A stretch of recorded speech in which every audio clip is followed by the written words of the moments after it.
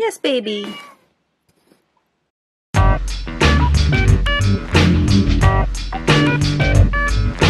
Hi, welcome, I'm Hannah, and today I'm going to share with you all of my Terra Moons single shadows. I'm a really big fan of Terra Moons shimmer formula. I think some of them are like absolutely incredible. So today we're going to swatch them all and we'll see how good they are. I also have a bunch of their neons, a couple of their regular mattes, and yeah. So I'm gonna start off doing an eye look just so I can, look cute for you in this video, And then after I have my eye look on, we'll get into all the swatches. So I put my Anastasia primer on, but my eyelids are a little bit stained from using my Menagerie shadows yesterday. So it's possibly might peek through because I don't have as many mattes and I wasn't planning on putting anything that part of my crease. Yeah, we might just have to see if the shimmer covers it up. Or you know what, I think I might do a light dusting. The only kind of like traditional transition kind of tone I have is thigh highs, which is very cool toned. I find their mattes to be not my favorite. They kind of like disperse when you blend them. So I'm a little nervous. Yeah, I just tapped in like super lightly and I already have all this kick up. Yeah, it's like a really light, pretty wash, but it's not really going to do much to cover up that green. I think I want to do a kind of red look because I have red in my shirt. So I'm going to start with this red neon in my outer section. This one is infrared. I know that they had like a neon collection a while ago. It was a collaboration and they ended up taking it off the website like right when I was about to order it. It came off the website and then they replaced it with these. So I can't speak to the old formula. I can say for these, they have good pigment, but they don't blend very well.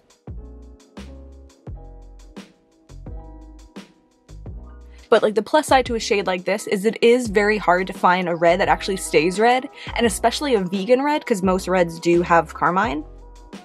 But that like intense red when I first put it down, it's definitely not the red that like stays in the crease. And it's still a good color. Like I like the effect of that a lot, but knowing that the formula is so powdery and might kind of blend away does discourage me from using these at times.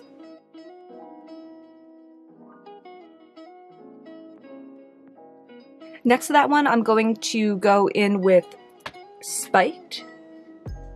This is one of their shimmers, really incredible. I'll talk more about the specifics about the formulas when I get into the swatches, and I actually might try to group these by the formulas on the website.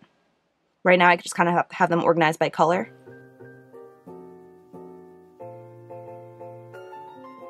So you can see, especially with this right next to it, that this one's kind of more of like an orange red, and that infrared on the outer is more of like a pinky red, like a watermelon red.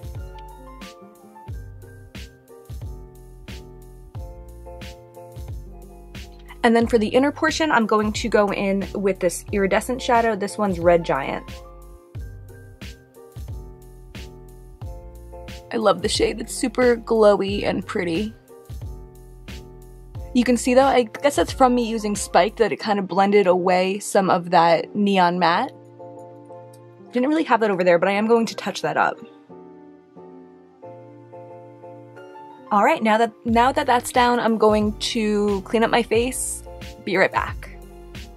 Okay, so I ended up adding a little bit of like red cake liner to the upper part. It's not perfect, that's fine. I think for most of my lower lash line, I'm just going to kind of go in with my bronzer to keep the attention on the upper lid, A, but also B, because I'm scared of the fallout and I'm scared of getting red pigment all over my face and totally messing up my makeup. I said I wanted to be cute for you guys. I'm trying to keep my promise here. This bronzer is actually making it like more intense down here than I would have guessed. For the inner corner though, I am going to go back in with Red Giant and kind of like drag that down a little bit.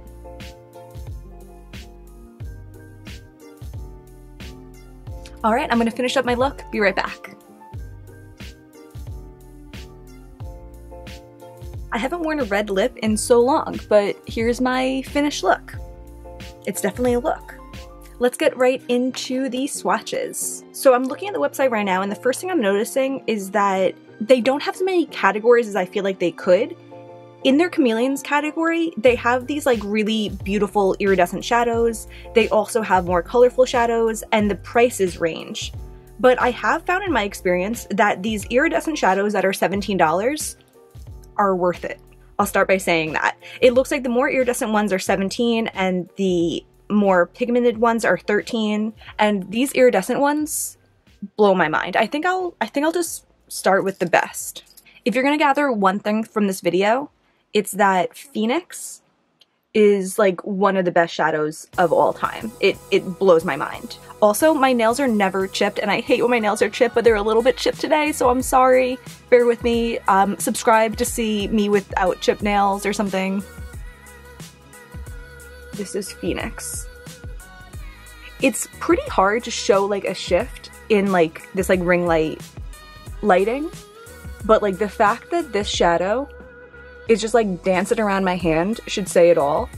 This, like when you have it on your lid, it just looks like your eyeball is glowing. It's absolutely out of this world. This is like hands down one of the best shadows in my collection, and I would be surprised to find shadows in the world that I don't know about that are better than this. Like, that's how highly I think of this shadow. Like, I don't even want to move on because I just want to stay in this moment. Like, I just want to make sure that you grasp how amazing Phoenix is. Yeah, I know none of my shadows want to follow that one now, and all of the rest of the shimmers at least are also like pretty superb, but like Phoenix is just like, it has my heart. It blows my mind. This next one is Light Year. Also incredible. You can see that Phoenix is very like white and orange, and Light Year is kind of like a green, yellow, purple. I feel like calling these chameleons even doesn't like do it service. Like these I would probably call multi-chromes. I'm no expert, but like they got a lot of chromes in my book. They make really good, interesting inner corner shadows, but like this all over your lid, incredible, incredible. It deserves that lid space. Next is the one that I included on my inner third and inner corner. This one's Red Giant. Also really shifty. It doesn't have as much of like a reflect as these top two do, but it still is like really pretty and has that kind of like glowing effect.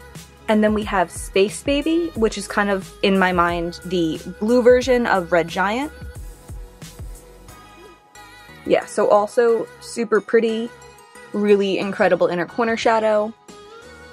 I'd say these are good to have in your collection if you don't have anything like it, but Phoenix especially and second most Light Year are nothing like them.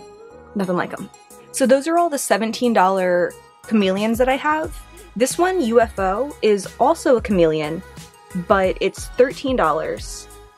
And it's more like straightforward. Like it's super pretty, but it doesn't like take me to heaven like Phoenix does. Super shiny, interesting color. It's like somewhere right in the middle of pink and purple. Really pretty. So in their duochrome category, I have 4 of them. The one that I have that's a $6 duochrome is called Ruby Stars. I don't see what they mean by duochrome for this, but I feel like it's a really nice shimmer. It's like a really pretty kind of watermelon shade.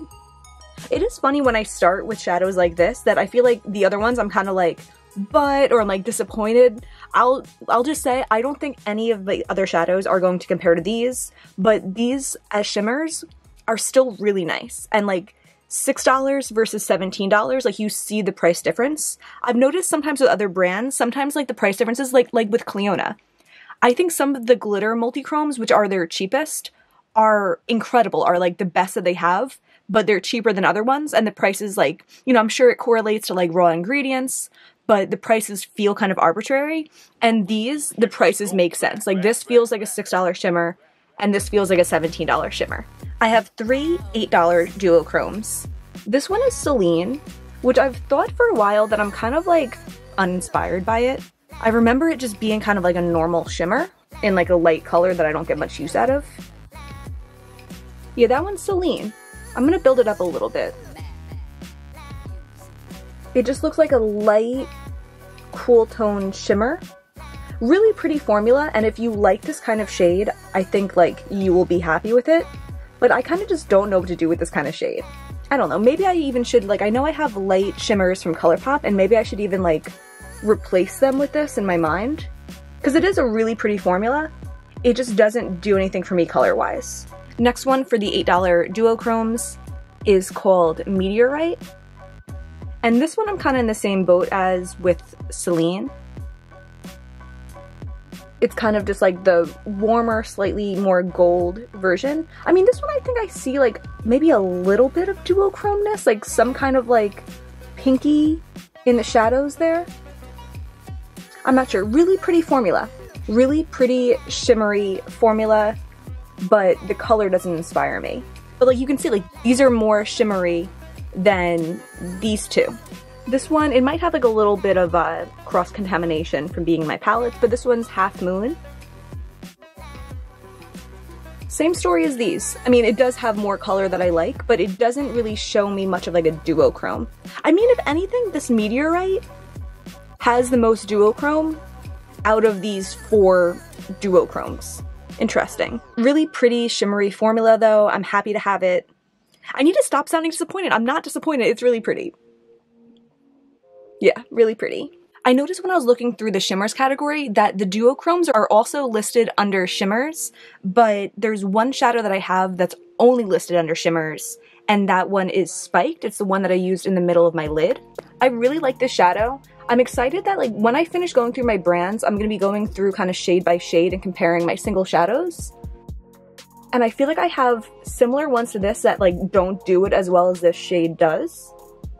It has like a nice reflect. It's kind of more of like a smooth foily finish than like the super sparkly ones like other ones are, but like it does its job really well. There's one shadow that I didn't notice in any of the categories, but it came up when I searched on the website. I might have just missed it. I'll correct myself here if I did. This one is Solstice and it's $13. This one's a really pretty orange. Yeah, and it doesn't absolutely knock my socks off, but it is a nice formula. The last of the shimmers that I have is called Tiny Dancer, and I don't see this one on the website, but I'll give you a swatch anyway. I bought this when I was on a big quest for blues, because it is hard to find vegan blues. And I like that it's not like such a bold color. It's kind of more of like a silvery blue. Really pretty. So these are all of the shimmers that I have. Okay, so I took a little break to go for a drive on this beautiful day. It's like 83 degrees here or something. Really nice. And I have a clean arm and I'm ready to swatch the mattes. So I noticed on the website that all of the mattes are $6. There's no difference in price. And I have 7 of the neon ones. We'll start with Land on the Stars, which I was kind of most excited about. I feel like a yellow neon is kind of like a staple in a way. So you can see it has pigment, but it is quite chalky. I feel like I'm already kind of like crapping on these neons, but I'll say like neons are hard to come by. A lot of the ones that I've noticed are like in like a loose pigment kind of form, and I don't want that either. And I think it's just too much to ask for a pressed neon pigment to perform like any other shadow does. It just won't. So for what these are, I think they're fine. They just don't excite me because I find them a little hard to work with, just because like they're all gonna be hard to work with, you know? But in general, I found that like if I pack this onto a spot, it shows up nicely. It's just if you try to like blend it, it doesn't blend very well. I also don't think they wear very well. Next one is Fourth Dimension. I think this is one that they had originally had more of like a neon green, and I feel like this isn't really that much like a neon green, but it is the closest one that they brought back.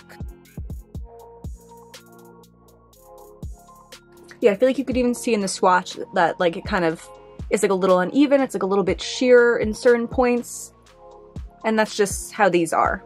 Next is Lunar Haze. I love purples, and this is such a pretty shade. But I feel like especially this one, you see how like much fallout that has even in a swatch. I have other purples in my collection that give me a similar effect and I like them more. That I feel like this one isn't so much of like a unique color, but it's pretty. This is one that I'll be excited to compare to my other purples when I do eventually get around to comparing my single shadows by color. This next one is Terraverse, These all feel like so silky when I put my finger in the pan. That one swatched really well, actually. Yeah, it's probably like the most full pigment out of any of these. The next one is Not That Serious. My yellow's flaking everywhere. This is one that I actually didn't order, but they sent me this by mistake in place of the orange one that I'll show you next. And they like right away sent out the orange one to replace it, and I got to keep this bad boy. This one's kind of like a deeper pinky coral. And this one also, the pigment is really nice. The orange one is Cosmic Blaze. I feel like I'm making a lot of claims about this. If you would be interested in seeing a video where I do try a bunch of these on my eyes and I try to like blend them out and make like a big look, let me know. I could do that to kind of like try to back up what I'm saying. This one's really pretty and bold. It is a bit more like coral than like a true neon orange. I mean, with these shades in general, I feel like they're more of like bold pastels than they are really neons. Maybe just this yellow and this pink are actually what I would consider to be like neon tones. And then the shade that I used on my outer eye is Infrared. I could do a video also where I compare like all the reds in my collection, like singles and palettes. All like the vegan reds that I've acquired. That might be kind of interesting actually. Still, yeah, this one looks pretty nice, but we know from using it that it did kind of like patch up a little bit of my eye. It did kind of come up a little uneven, and even now comparing it to this red liner on top and my red lip, it does look very pink. So yeah, those are all of the neons. And then I have one pastel matte. This one's Twilight. I'm actually going to swatch this one on top by this one because I think they're kind of like more similar than I would think. Often when I see these next to each other in their pans, I have to kind of like think about which one's the pastel and which one's the neon. So this one is Twilight. It's a fine shade. I think this pastel one has like a really similar formula to these neon ones in just that they're very like chalky and white based. And I just have two others that aren't on the website anymore, but figured I'd swatch them since I have them.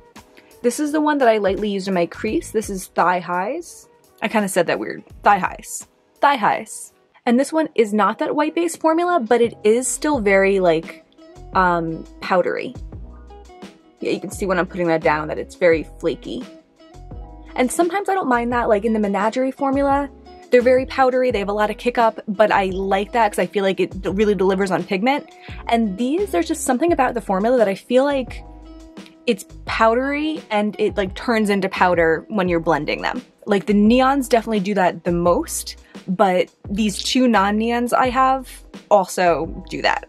And then finally we have Atlantis. I really like this shade. I think it pairs really well with the blue shimmer that I showed before, in that they're both kind of like gray blues. They're not like bright blues. And you can see very powdery, but a really pretty color. So here's all of those mattes swatched out. And that's all of my Terra Moons single shadows. I'd say overall, I love the shimmers. The shimmers, you get what you pay for. The more expensive ones are better. I'm sorry to say it. The shimmers are like some of the best in my collection. Those iridescent $17 ones, kick ass. The mattes, I just don't find myself reaching for in my collection because I know that if I go into one, it might be like a little bit iffy about whether or not the pigment's going to apply evenly, and there's a good chance it'll make a mess all over my face also. I'd say if there's a unique color that you really like that you can't find in another formula, go for it. They're not horrible, but overall, I just don't find myself reaching for them that much. So, yeah. And that's everything for today. Thank you so much for watching me swatch all of these Terra Moons shadows. I actually have another Terra Moons order coming in the mail. It actually shipped today. So I am trying out some of the new multi-chromes and the new chameleon shadows, and I'm super excited about that. I will post a video when I get those in. So if you want to see that, if you want to see more indie shadows in general, please give me a like and subscribe. It would really mean a lot to me. And thank you so much for watching. Bye.